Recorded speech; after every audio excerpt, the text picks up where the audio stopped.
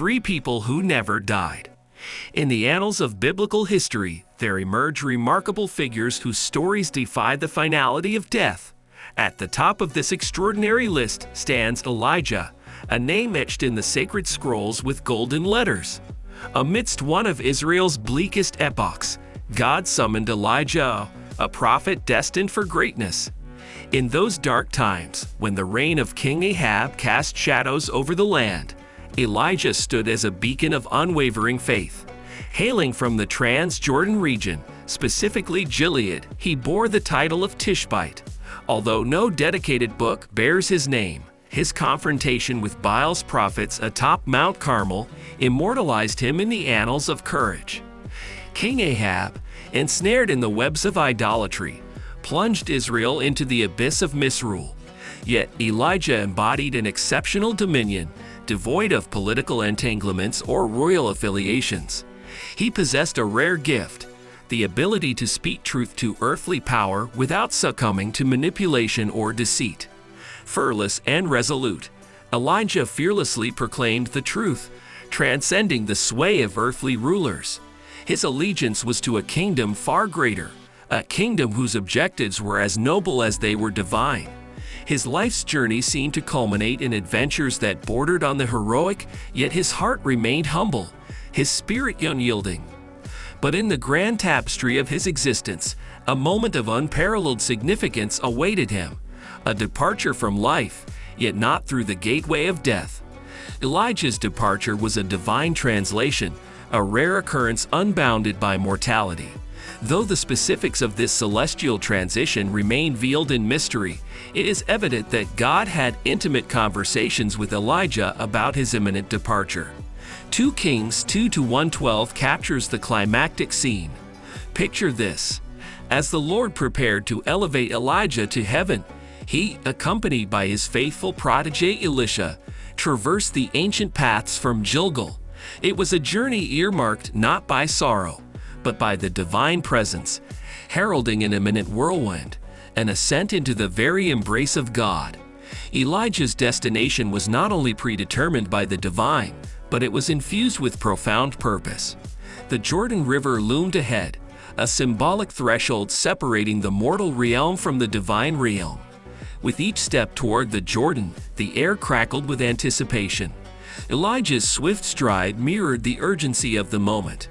The Hebrew scriptures, with their rich nuances, describe this instant as a gust, a windy moment, or a sweeping movement. In the blink of an eye, Elijah would be lifted from earth, transcending earthly boundaries and embraced by the heavens. As you immerse yourself in this narrative, envision the mighty whirlwind and the two figures, Elijah and Elisha, standing at the banks of the Jordan, their silhouettes etched against the sky, capturing a moment when mortality yielded to the divine and earthly limitations surrendered to boundless possibilities. The unyielding bond of faith. Amidst the sacred lands of Bethel, Elijah and Elisha embarked on a journey ordained by the divine. The whispering winds carried Elijah's voice as he beseeched Elisha, "Please stay here, for the Lord has sent me to Bethel." But Elisha, his unwavering determination mirrored in his gaze, responded, "As the Lord lives, and as your soul lives, I will not leave you." Together they descended upon Bethel, a place where prayers intertwined with the heavens, where the faithful sought solace in the embrace of God. Yet the sons of the prophets, attuned to the heavenly whispers, approached Elisha, their eyes heavy with the weight of knowledge. "Do you know that the Lord will take your master away from you today?" they questioned. Elisha, resolute in his faith, affirmed, "Yes, I know. Be quiet about it." His spirit undeterred, he stood firm against the inevitable, steadfast in his loyalty to the master he revered. Jericho, a city steeped in history, awaited the footsteps of the two faithful souls. Again, Elijah entreated Elisha, "Please stay here, for the Lord has sent me to Jericho." And again, Elisha's unwavering response echoed through the ages, "As the Lord lives, and as your soul lives, I will not leave you." They traversed the ancient paths, the murmurs of the prophets trailing behind them, foretelling the impending departure. The Jordan River, a threshold between the mortal coil and the divine realm, stood as a testament to mortality's transient nature. It was here, at this profound juncture, that Elijah, the embodiment of faith, turned to his loyal companion. "Please stay here, for the Lord has sent me to the Jordan," he implored. Yet Elisha's response was as unwavering as the river's flow. "As the Lord lives, and as your soul lives, I will not leave you." Elijah's attempts to distance himself from Elisha since Gilgal were not rooted in rejection, but in a profound test of faith. The bond between master and disciple was forged in the crucible of unwavering devotion. As they stood at the banks of the Jordan, the air pregnant with anticipation, the stage was set for the miraculous, the divine intervention that would transcend earthly limitations. The ascension and the legacy. The banks of the Jordan quivered with anticipation as 50 sons of the prophets watched from a respectful distance. Elijah and Elisha, a duo bound by faith, stood undaunted, their eyes fixed upon the surging river. With a swift yet purposeful gesture, Elijah unfastened his mantle, rolling it with determination. Striking the waters, a miracle unfurled before their eyes. The Jordan yielded, parting its waves like ancient scrolls, allowing them to traverse the riverbed on dry ground. With the passage secured, Elijah turned to Elisha, his faithful companion, his words pregnant with significance. "Ask what I shall do for you before I am taken from you," he offered. Elisha, his heart ablaze with fervor, made a daring request. "Please let a double portion of your spirit be upon me."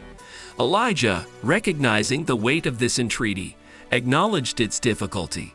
"You have asked for a difficult thing," he said, setting the terms with solemn gravity. "If you see me when I am taken from you, it shall be so for you. But if not, it shall not be so."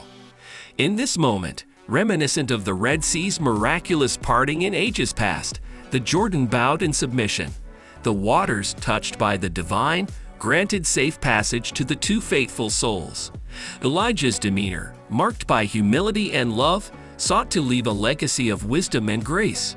As they walked, conversation flowed between them, not laden with prophecies or sermons, but brimming with the warmth of friendship. Suddenly, the heavens roared to life. A chariot of fire, drawn by horses of fire, materialized between them, eclipsing the sun's brilliance. In an instant, a whirlwind enveloped Elijah, lifting him skyward, and he ascended to heaven. Elisha, eyes wide with awe and heart brimming with sorrow, cried out, my father, the chariot of Israel, and its horsemen." In that instant, Elijah vanished from his sight. Overwhelmed by grief, Elisha tore his own garments, a visceral response to the departure of the master he cherished. In this celestial spectacle, where the earthly realm brushed against the divine, Elijah's ascent became a testament to unwavering faith and the enduring power of friendship. His departure, veiled in whirlwinds and fire, etched an indelible mark on history, inspiring generations to come.